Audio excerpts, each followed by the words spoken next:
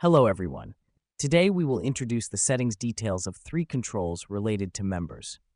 Members control, department control, and organization role control. First is the members control. With the members control, you can select colleagues or friends from your contacts. You can set notifications for the selected users and also set permissions for them on this record. Let's go to the editing page of the Employee Information Worksheet and add a members control.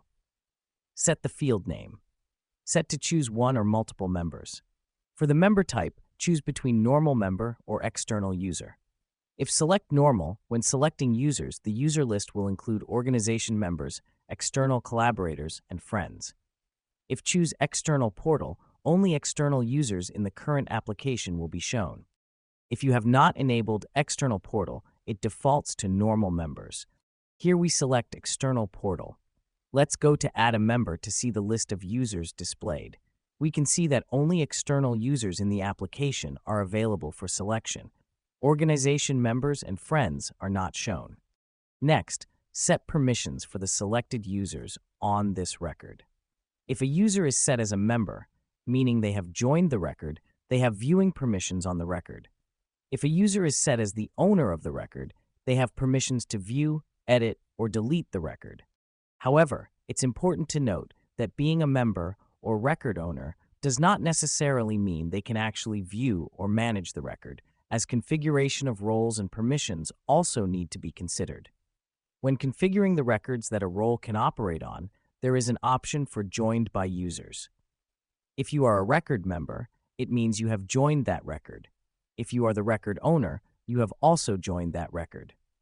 In summary, the actual operational permissions need to be combined with role and permission configurations. Return to field settings. Alternatively, you can set the field to only store data. For the default value of the members field, you can choose a fixed user, select the current user, or set other dynamic values to obtain users selected in other members fields. Set whether the member field is required and whether duplicate users can be selected. Set the field width. Then, some advanced settings. Set which users can be selected from. You can select specific users or choose a department or organization role, and all members of that department or organization role can be selected. Choose whether to notify the selected users. If selected, users added to this members field will receive message notifications. Save these settings. Let's go add some members. Here add Jeff as a member. And we can see that Jeff receives a message notification. Next is how to set up a department control. Add a department control. It also supports single or multiple selections. For the members in the selected department, you can assign them a role on the current record, member, owner, or data storage only. The permission settings here are the same as in the previous members field. Being a member or record owner does not necessarily mean they can actually view or manage records. Role permissions also need to be considered. For example, after creating roles and configuring permissions, you can also add members by department to assign them operation permissions. You can set it to include only members of the selected department, or also include members of sub-departments. If you choose the latter, selecting the sales department would also assign the same role to members of sub-departments of the sales department. For the default value of the department field, set it to a fixed department or set it as a dynamic value to get the department selected in other department fields. Then some advanced settings. Choose whether to display department hierarchy. If selected, it will show the hierarchy from the parent department. If not selected, it will only show the current department. Show deleted. If selected, deleted departments will be displayed as deleted. If there is a department field in the worksheet, when setting filters, you can select the current user's department to display records related to the department of the current user. Finally, the settings for the organization role control. Organization roles are more flexible labels created and managed by organization administrators.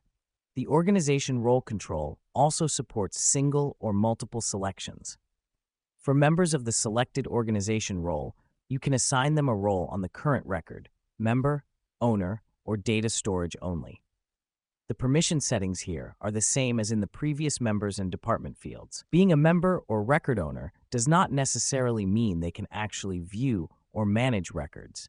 Role permissions also need to be considered. After creating roles and configuring permissions, you can also add members by organization role to assign them operation permissions. For the default value, set it to a fixed organization role or set it as a dynamic value to get the role selected in other organization role fields. Set which organization roles can be chosen from. You can select specific organization roles or use dynamic values. So these are the settings and usage of the members, department, and organization role control. If you'd like to learn more, visit our Help Center for help documentation. Thanks for watching.